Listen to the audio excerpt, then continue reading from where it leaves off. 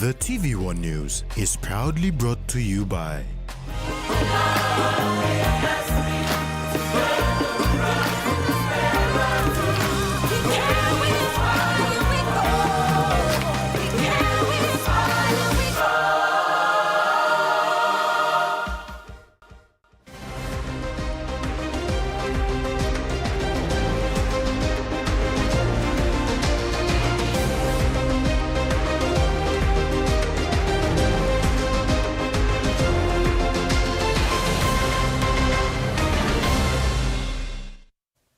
Hello, this is TVWAN News. I'm Jasmine Irjak.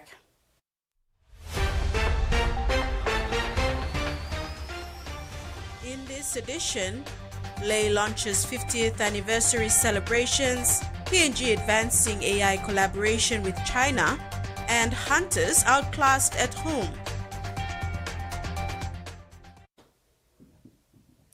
Prime Minister James Marape has reaffirmed Papua New Guinea's commitment to the Bougainville Peace Agreement and the National Constitution during a high-level consultation held at Burnham, New Zealand, a location of historic significance regarded as the spiritual birthplace of the Bougainville peace process. The Prime Minister met with the leadership of the autonomous Bougainville government, led by President Ismail Torwama, in a critical dialogue that marks a significant milestone in the post-referendum process under the Bougainville Peace Agreement and Section 14 of the National Constitution. The Prime Minister emphasized that while 97.7% of Bougainvillians voted for full political independence in the 2019 referendum, the agreement clearly stipulates a two-stage process: referendum followed by post-referendum consultations, culminating in a decision by the National Parliament. The Biosecurity Act 2025 will be strengthening PNG's capacity to manage biosecurity risks, facilitate international trade, and promote economic growth and environmental protection. Minister for Agriculture John Boito made these remarks after the Parliament enacted the Biosecurity Bill 2025 following parliamentary debate and endorsement in the recent Parliament session. Minister for Agriculture John Boito has thanked Parliament for the overwhelming support on the Biosecurity Bill 2025, which was passed and enacted. He said this legislation modernizes the country's biosecurity framework, replacing outdated laws from the 1950s and aligning PNG standards with international requirements under the WTO agreement. The Act consolidates and repeals older laws, establishes a new authority called Biosecurity PNG to replace NACIA, and aims to streamline biosecurity management, enhance trade standards, and prevent cross-border pests and disease threats. The development of the legislation took nearly 2 decades, with contributions from previous ministers John Simon and Aye Tambua, who laid the groundwork through the PNG Biosecurity Policy 2022 to 2032 and legal certifications. Boito explained that extensive stakeholder consultations in July 2023 highlighted the need for a unified biosecurity framework to ensure market access for PNG's agricultural and natural resource commodities. The minister further emphasized his commitment to operationalizing Biosecurity PNG and implementing the reforms effectively. Freddie Moe, TVWAN News. NASFAN confirms that its Wiiwac branch office, which was located in a rented property, sustained a significant damage following the fire incident on Friday, 6th of June 2025. The fire is believed to have started from an electrical fault in a neighboring property and quickly spread to the building where the office was located. NASFAN reports that all its staff and members who were present when the fire occurred are safe with no reports of injuries. NASFAN stated that it is working closely with relevant authorities to assess the full extent of the damage. In the meantime, they have activated a business continuity plan to minimize disruption and maintain essential services to members in Wiiwac and the surrounding areas. Members will be notified once a temporary site is confirmed. In the interim, they encourage members to use digital channels. People tend to blame politicians for everything that is going wrong in this country. But what are their contributions to PNG's development? Acting Prime Minister and Lay MP John Rosso asked this during Lay's launch of PNG's 50th Independence Anniversary celebrations on Saturday, June the 7th. PNG's 50th Independence Anniversary celebration was launched in Lay, Morobe Province, on the evening of Saturday, June 7th at the Lay International Hotel. Aside from the launch, an auction for limited edition shirts was also held, where companies bid to sponsor PNG-designed shirts for primary and secondary schools in Lay. Acting Prime Minister and Lay MP John Rosso said while PNG has a long way to go, its citizens need to take ownership and contribute to positive growth instead of blaming the government for everything that goes wrong.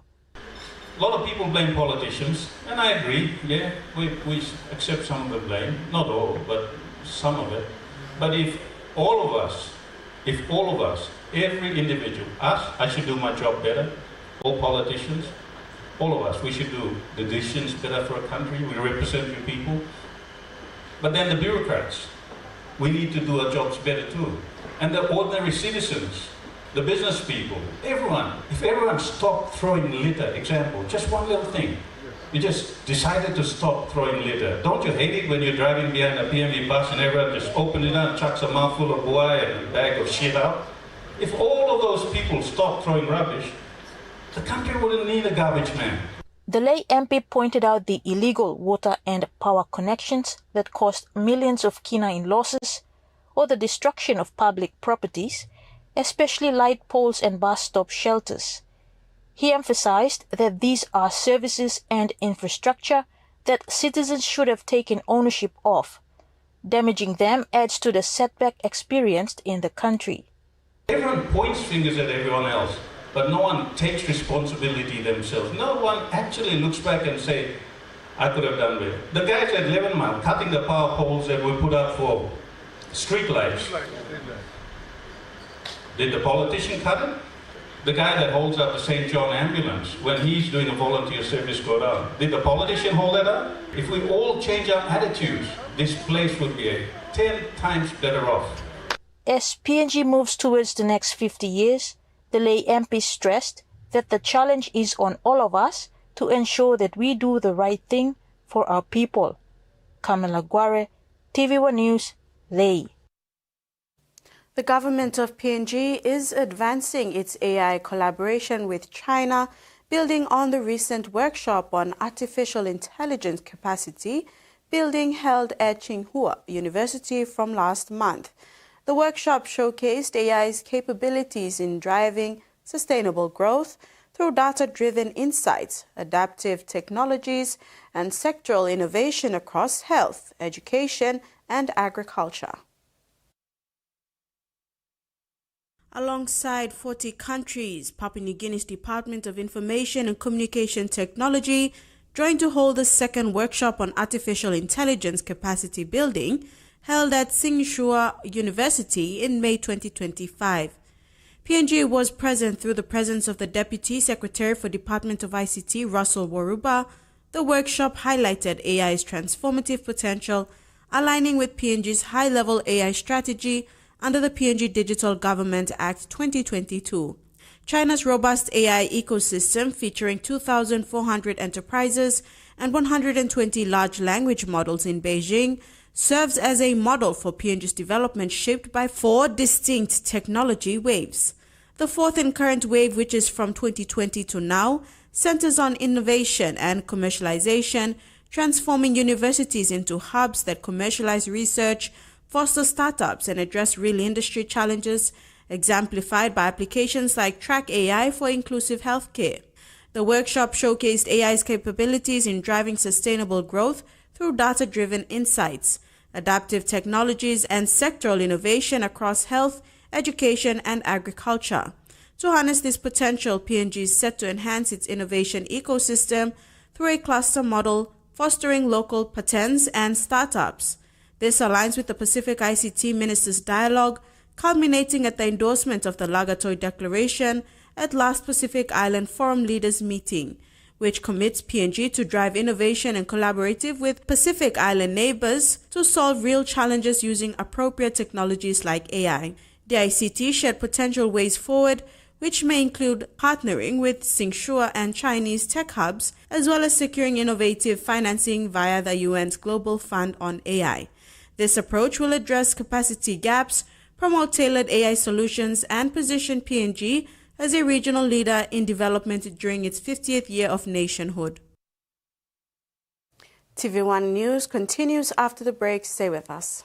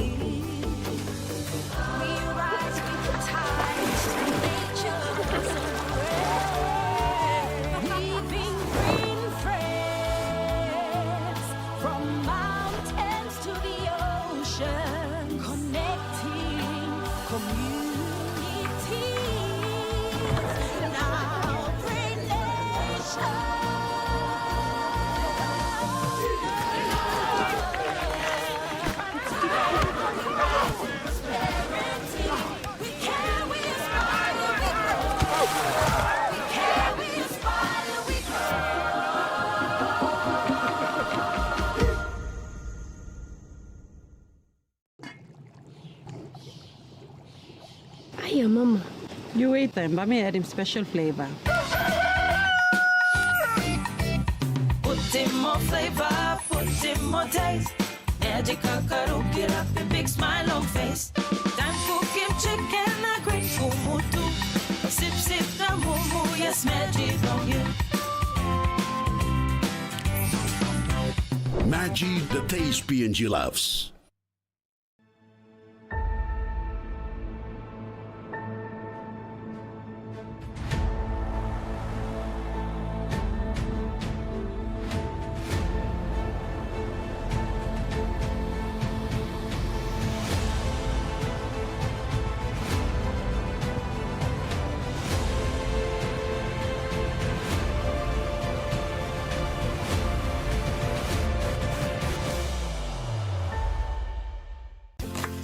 Favorite meal for the day does feel good. Snacks noodles is my choice for a simple meal. It is easy to prepare and fast to cook. And with a touch of flavor and ingredients,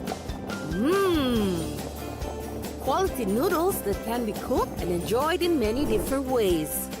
You see, my whole family loves it. It's made here in PNG and comes in different packed sizes. Snacks noodles, tastier by you like it more.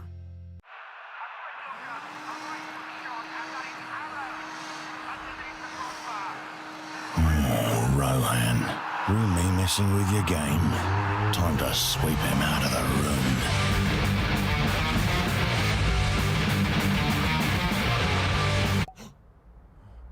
Or maybe not. Bing bang bing, ding ding bang, bam bam bang, bing bang bing, bam bam.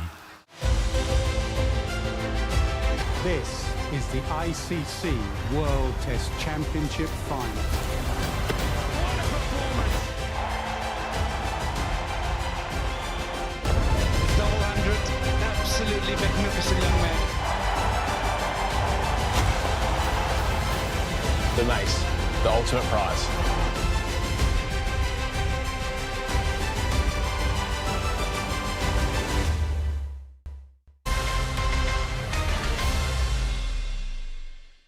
Welcome back. The Market for Village Farmers last week had its value chain workshop in Ley Morbe province. Some challenges raised during the workshop was the low literacy level among the majority of farmers in rural villages, cool storage facilities, transportation, and the road link that connects the farmers. During the recent value chain workshop organized by the Market for Village Farmers in Ley Morbe province, several challenges faced by rural farmers were highlighted. Fresh Produce Development Agency CEO Mark Vorinu spoke about the significant issues affecting the agricultural sector and the livelihoods of village farmers. Key challenges raised include low literacy levels. A major concern is the low literacy rate among many farmers in rural areas.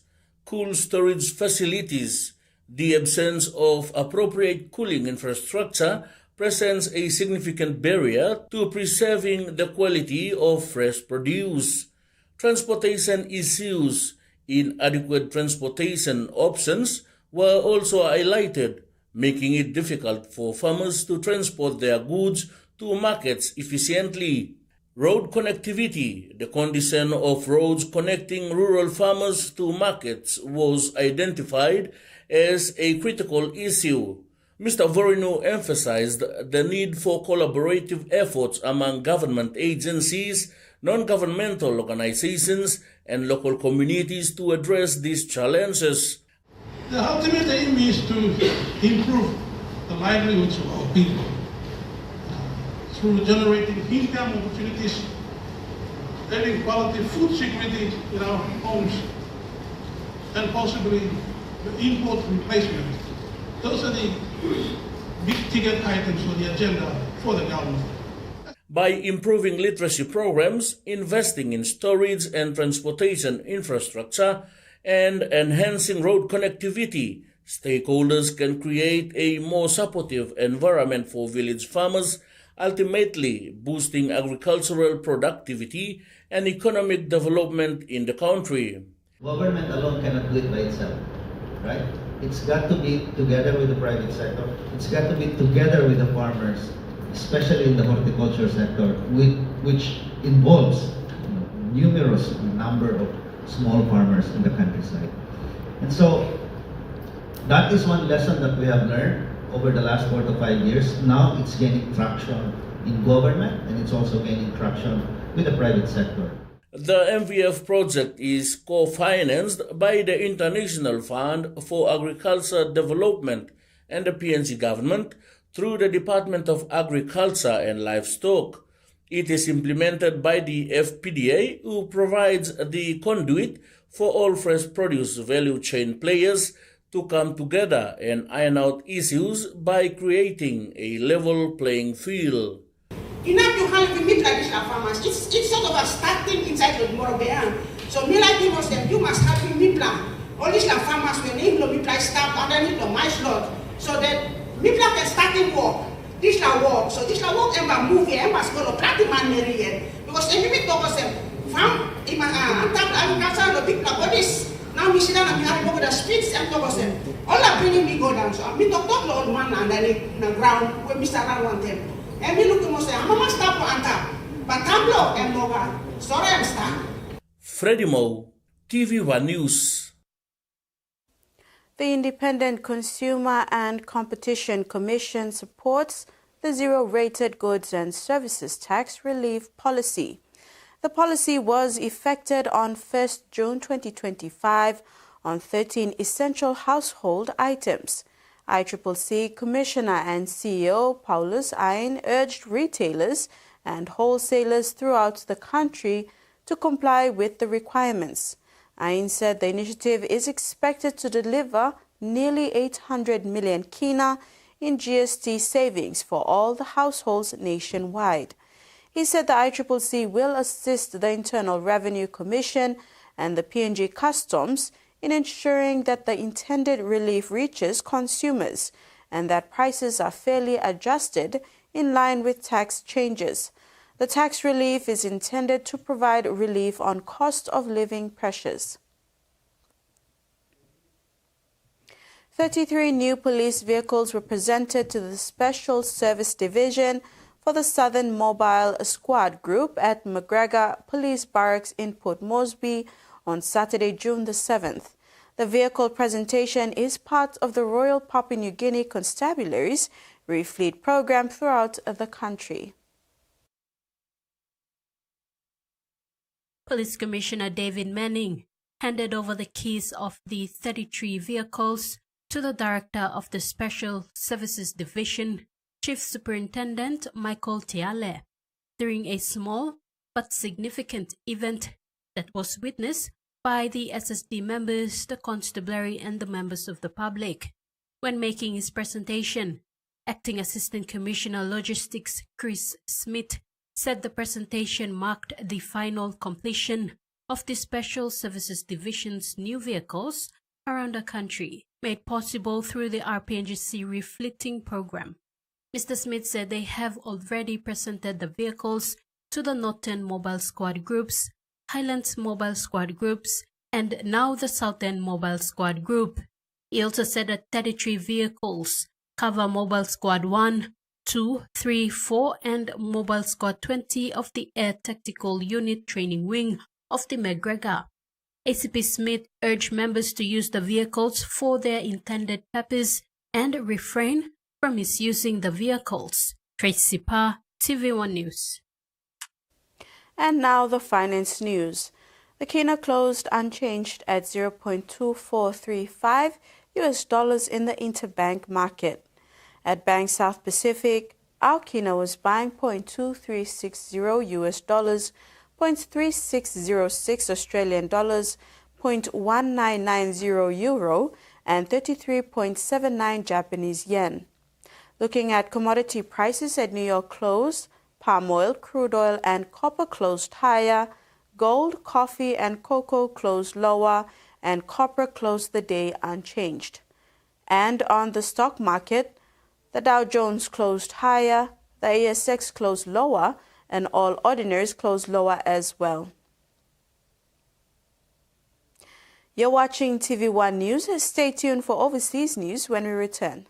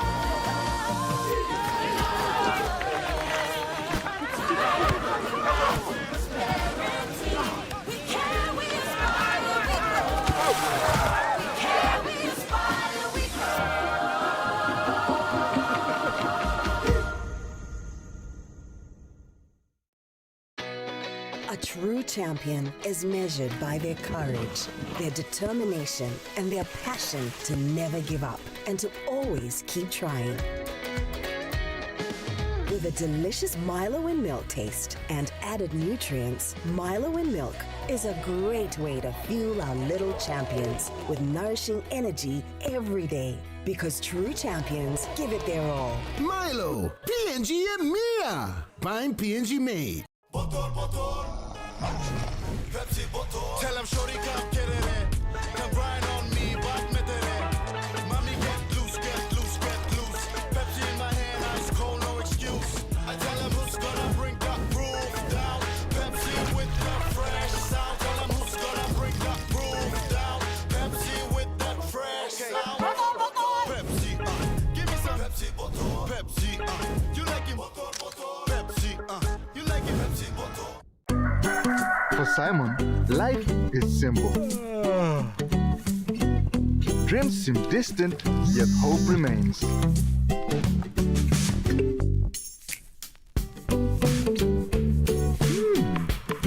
One ticket, one dream. Simon's world changed forever. Yes! From small dreams to big possibilities. The One-Top Jackpot is here for everyone. Win big every day. The PNG LNG project has now generated more than 30 billion kina for Papua New Guinea since production commenced. Nearly half of this amount has been paid as tax. Equity distributions are paid to KPHL and MRDC based on the interest they hold. Tax is paid to the IRC, while development levies and royalties are paid to DPE. For more information on direct and indirect benefits, visit PNG EITI's website. We started missing tackles and then we gave away too many penalties. We need to find a way to start to, find some opportunities. I'm a little bit upset. I'm a Queenslander myself. I reckon we would have kicked off at Spencer and gone after him a little bit.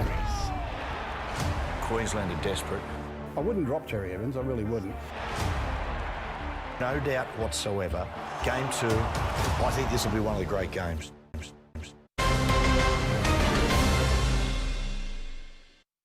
Welcome back. In Palawan, the Philippines and the United States have wrapped up Kamandag 9, an annual joint military exercise that highlights their enduring defense partnership. Kamandag, which means Cooperation of Warriors of the Sea, is more than just a drill. It's a symbol of nearly 80 years of alliance under the 1951 Mutual Defense Treaty. This year's training was bigger and more complex, focusing on amphibious landings, jungle warfare, and rapid response coordination between the Philippine Marine Corps and U.S. Marines from the Marine Rotational Force Darwin. Although the main exercise is over, a U.S. Marine Rifle Company will remain in Palawan for the next 6 weeks. Their mission to sharpen infantry skills in one of the toughest training environments, the jungle. As tensions rise in the Indo-Pacific, Kamandag 9 sends a strong signal. Peace and stability are best upheld through unity, strength, and shared commitment. There are hopes a new multi-million-dollar marine research vessel for South Australia will detect and respond to biosecurity events like the algal bloom that's been killing marine life along the state's coast. The toxic bloom has spread to the Coorong, and while experts say this weekend's cold, wild weather has the potential to shift the algae along the coast, there are concerns it won't be easy to flush from the system. On marine research. This is all of the areas of operation. This 40-year-old state government-owned research vessel will, in 4 years' time, be replaced with a bigger $44 million boat. This investment will enable the construction of a new vessel, which will be state-of-the-art with technology that will set us up for the future. It'll give us the capacity to respond quickly to any biosecurity events, whether it's harmful algal blooms. While planning for the new vessel gets underway, researchers are continuing to monitor the algal bloom off South Australia's coast. It's now spread to the fragile saline environment of the Coorong, killing thousands of marine worms, crabs and fish. And what strikes me is the colour of it. It's not a bloom that I've ever seen before. It's like a very strong black teeth. How we're going to get it out, I'm not sure, because once it's in here, it's a confined set of bays. One potential measure could be freshwater flushing. The Environment Department's working on modelling to determine how effective that strategy could be. All of the options that may be able to have an impact on dissipating that or flushing it through are being looked at. It remains to be seen whether they will be appropriate. For now, it's hoped the weekend's wet and windy weather has helped dissipate the bloom along the coast. It's like still warm water, and we are now getting cooler waters and increased agitation and movement as a consequence of the storm. So these are the things that we would expect to break down that harmful algal bloom. An expectation that many around the Coorong and coast hope becomes a reality. It's been 3 months since Cyclone Alfred battered the Queensland coast.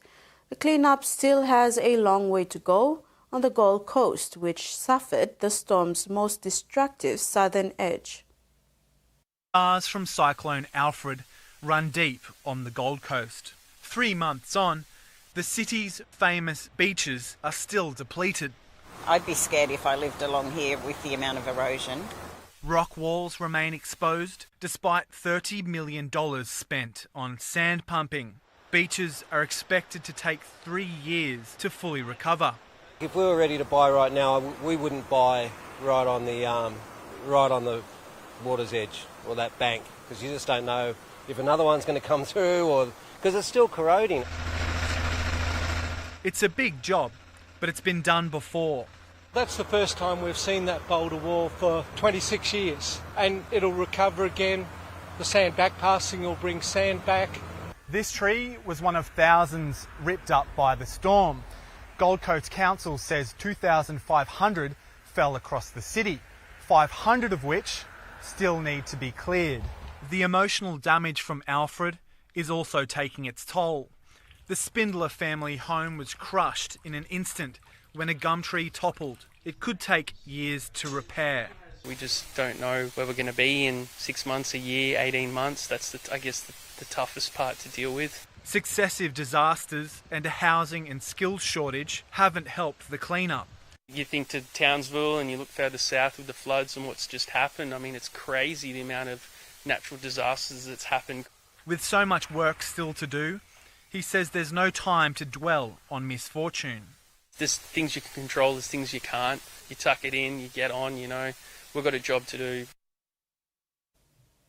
Don James was assessing damages to his property after the record-breaking floods hit his town in May, when a kangaroo unexpectedly attacked him. The devastating flood, then a near-death experience with a kangaroo. He was just a big fella by himself on the side of the road, feeding, eating grass. Moments later, the agitated marsupial attacked nearby cars before making a beeline for Don. He was just coming at me flat out. It was sort of like he was just there. The pair ended up in waist-deep water by the side of the road. I know that's what kangaroos do to drown you or rip you open. As the roo held him down, drowning, Don cried for help. So I started throwing backward elbows. Neighbour, Christy Lees, witnessed the ordeal from her car. The kangaroo was on top of him and I could see his head trying to stick out of the water, and it registered to me like, this is really bad, something really bad can happen in this situation. Made myself big, throwing my arms around, and at that point it scared it and it took off. Eastern grey kangaroos can weigh up to 95 kilograms and grow larger than 2 metres. But attacks on humans are rare, with less than 5 people being treated each year for kangaroo-related injuries in New South Wales. They'll normally have the fight and flight mentality, but if they can't disappear, then that's when they're likely to attack. Meredith Ryan says people who come across a threatening kangaroo should walk away quietly. But if it does come for you, fall onto the ground in a ball or on the ground, and make sure you cover your head and your throat, because that's where the animal will attack.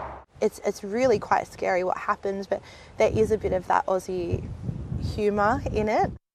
The Mid-North Coast's very own kangaroo Don D. In the remote NT community of Barunga, thousands of people have been camping out for a festival of Indigenous art, music and dance. The hosts have also used the opportunity to express their solidarity with the Walpiri people over the death of Kumanjayi White in police custody. Weaving to a new Indigenous fashion show at this year's Barunga Festival. The extraordinary red flag dancers from Numbulwar in Arnhem Land took to the stage here yesterday evening. But this festival is also a place which has a long tradition as somewhere where powerful statements from Indigenous Australia are made. And this year was a strong example of that. The TVWAN traditional owners who host this festival unfurled a large banner yesterday which said that they stand with Yundamu and they demand justice for Kumanjayi White, the young Walpiri man who died in police custody in a Coles in Alice Springs. Jawoyn traditional owner Lisa Mumbin said she was personally very disappointed in the Northern Territory Police. She made reference to a number of her family members who have worked with the Northern Territory Police in the past. And she said that the Jawoyn people from up here in the Big Rivers region near Katherine were standing side by side with their Walpurgee cousins further to the south in the Northern Territory. You know, I feel so disappointed. I work with the police. Many times I support the police, our law. And here we are, we still got our police force that is supposed to keep us safe. We know they deal with many hard things in life. But what took place just wasn't accepted at all. So a strong message that was delivered in front of thousands of people here at the Barunga Festival, alongside all of the culture, music and art. You're watching TVWAN News. In sports, hunters humiliated on home soil and MSG returns.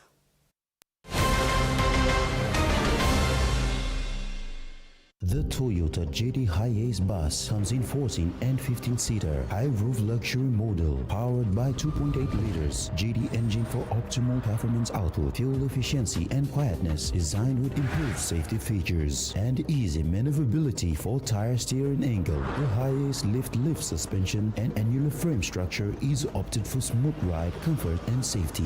Experience the ride on the Hi-Ace bus and experience the Hi-Ace pride, the bus that exceeds all expectations. Rugby League is a powerful force that unites Papua New Guinea and develops our youth. Through partnerships with the PNG LNG Kumals, Grassroots Rugby League and Justin Olam, we aim to instill skills to last a lifetime. I'm community blue. When it's on you welcome, I'm a community. You must also community. When we invest in people, we invest in tomorrow's possibilities. Use our tools and condom and one way where you can abuse him sick HIV, STI na unplanned pregnancy. Ting him. Use him condom long right way. Stop safe na look out him you yet. Use him condom all get a time. Suppose you know save long HIV status long partner blog you or suppose you got plenty partner. Use him condom good all get a time. Long haborus him sick HIV, STI na unplanned pregnancies. Use him condom banis him you yet na future blog you. This platok save ikam long National AIDS Council Secretariat. Join Digicel and enjoy the network that rewards you with a whole lot more. Activate a new Digicel prepaid SIM and get 2 gigs data plus 20 minutes free Digicel to Digicel talk for 3 months. Get your first month's reward instantly with no spend required. Spend 30 or more for your rewards in months 2 and 3. So what are you waiting for? Get your new SIM at any Digicel outlet or agent today and enjoy free talk and free data only with Digicel.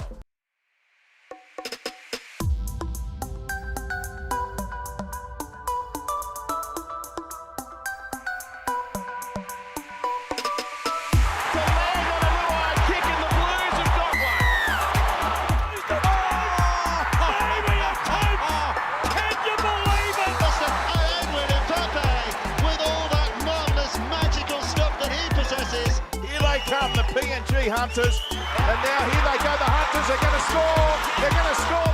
Beautiful ball away, and the captain has gone in for his second. And here's Tielemans, and he scores. Stengel, and he's kicked another. Town Munder wasn't a great pass, but he forces his way over. It's a try to the deal. Would have got the pass. It would have been a long one for Watson.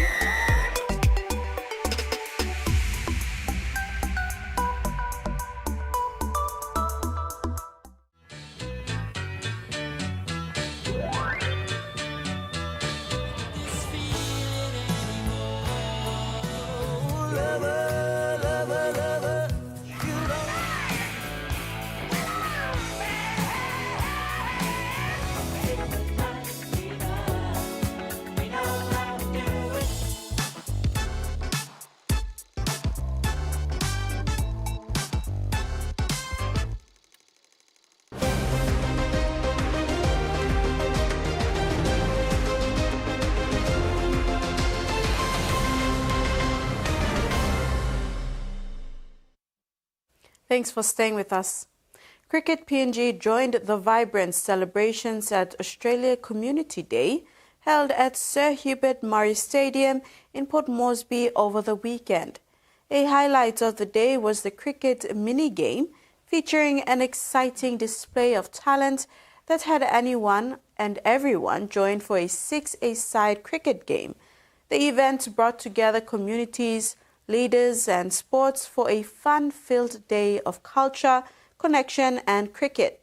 Australia Community Day offered everything from a classic live music and a kick-off the footy to engaging performances and Australia Awards alumni business stalls. As the country counts down to celebrating 50 years of independence, events like these bring people together through sport and culture. The event showcased the best of PNG-Australia friendship through cricket. The victorious Redcliffe Dolphins coach Christian Wolff expressed his elation following his team's masterclass performance against the PNG Hunters on Sunday at the Santos National Football Stadium. The Dolphins' impressive strategy and execution allowed them to overcome the challenges typically faced when playing in the Hunters' home territory. Dolphins have now pushed up from 7th to 6th place, while the Hunters dropped down from 6th to the 8th spot on the QRL points table after round 12. Round 12 getting underway. Redcliffe Dolphins coach Christian Wolff acknowledged the challenges posed by the Hunters, known for their physicality and relentless energy on the field. He emphasized the importance of winning the physical battle early in the game, which his team successfully accomplished, allowing them to maintain their competitive edge throughout the contest. The massive challenge to come over here and play against a team that over here they're so hard to beat, and I've never been a part of a win like that, but I guess coming over here you need to win the physical battle, and we spoke all week about winning that physical battle with and without the ball, and we know that they like to get pretty thick and they want to get numbers in tackles, so I thought we stuck to the game plan well today of being able to move the ball well and get to those edges a little bit, and we had a little bit of joy. So then off the back of that, we were able to defend our line pretty strongly, which it's really hard to do against the Hunters team. Wolff reflected on past tough losses he's experienced and took immense pride in his team's efforts during this match, highlighting the significance of their strong performance in Port Moresby. Dolphins captain Max Bailey expressed his relief after the intense physical contest. He noted that they anticipated the challenge posed by the PNG Hunters and came prepared for the tough, robust confrontation. Bailey reiterated that the team's straightforward game plan to run hard and tackle even harder proved to be effective in securing their victory. Yeah, it definitely was. You could see the way we attacked. We know how formidable the forward pack is of the PNG Hunters, so we're trying to stay away from as much as possible. Shift the ball as much as possible and move it around, and we're just lucky we completed well and found a bit of joy on those edges. Yeah. With this victory, the Redcliffe Dolphins consolidated their position in the league, showcasing resilience and strategic execution, leaving both the coaching staff and fans proud of their efforts. Terry Longwood, TVWAN Sports. The visiting red-hot Redcliffe Dolphins delivered a masterclass performance on Sunday, handing the PNG Hunters a comprehensive 50-16 defeat in front of the home crowd at the Santos National Football Stadium. However, the much-anticipated Host Plus Cup Round 12 clash did not start well for the Hunters, conceding 3 early tries that left them struggling to contain the early surge from the bigger and more mobile Dolphins pack. Round 12 getting underway. Right from the whistle, Redcliffe Dolphins set the tone when Dantore Louis crossed the line in the first minute, followed by Oblique Towa's try in the 7th minute. However, the Hunters responded just before half-time with a dazzling play as Sonny Wabo and Solo Wane combined for a sensational try. Wane showcased his speed and skill, racing from his own 20-meter line and outpacing the Dolphins' defense to score in the 39th minute. As the second half unfolded, the Hunters appeared to have re-energized their efforts, aiming to increase intensity on both offense and defense. Unfortunately, Dolphins' experience and dominance soon became apparent. With the Hunters struggling to maintain possession, the Dolphins took control of the game, adding 7 more tries in the second half and bringing the score to a staggering 50 before the Hunters managed to score 2 late tries to end the match at 50 points to 16. Obviously a disappointment, extremely disappointing. But yeah, that's not to take anything away from the Dolphins. They just outclassed us. They just played so much better than us. You know, I thought the week leading up to the game, I thought it was reasonably okay before the game too. But yeah, they just very well coached team, and they just outplayed us.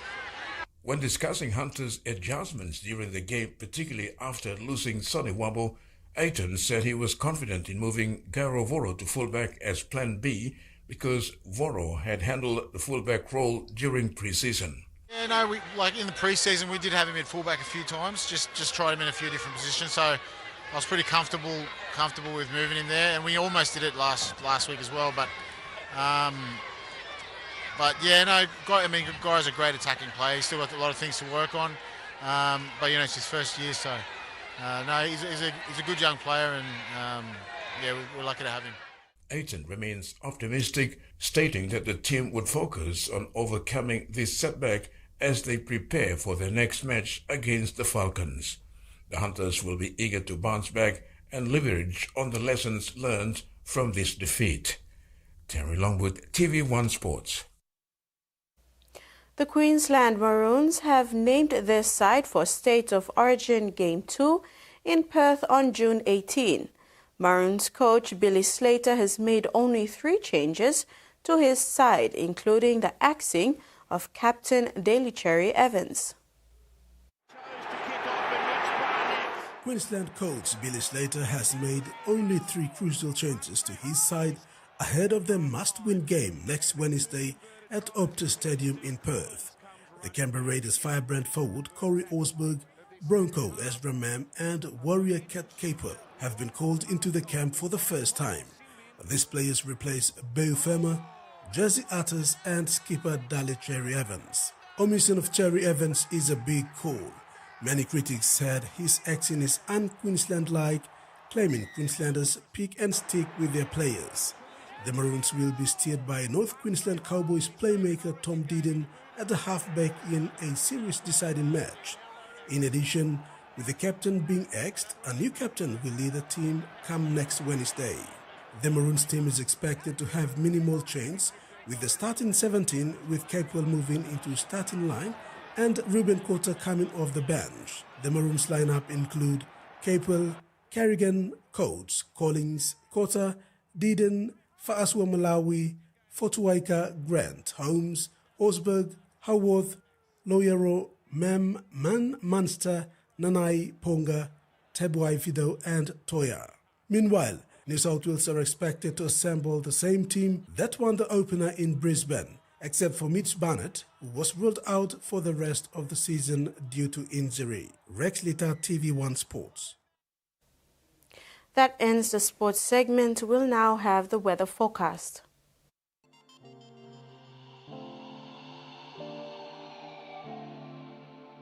Regional forecast. Southern, Port Moresby and Alotau mostly fine, partly cloudy. Popondetta cloudy periods with rain showers and possible thunderstorms. Momase lay cloudy periods with few rain showers and possible thunderstorm. Wiiwac partly cloudy with chances of brief showers. New Guinea Islands, Kokoporo, Baul and Kimbe cloudy periods with rain showers and thunderstorms. Buka cloudy with heavy rain, rain showers and possible thunderstorms. Highlands, Menditari and Wabeg cloudy periods with heavy showers, rain and possible thunderstorm. Ocean forecast, Coral Sea, sea slight with southeast winds of 10 to 15 knots. Solomon Sea, sea smooth to slight with east to southeast winds of 5 to 15 knots.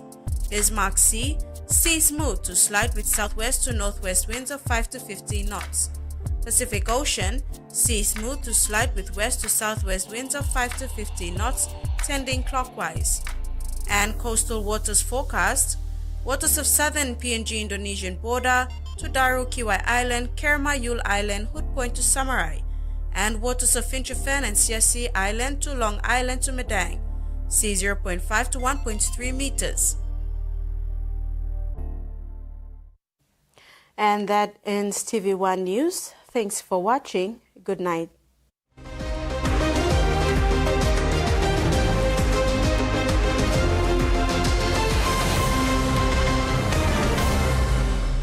The TV1 News was proudly brought to you by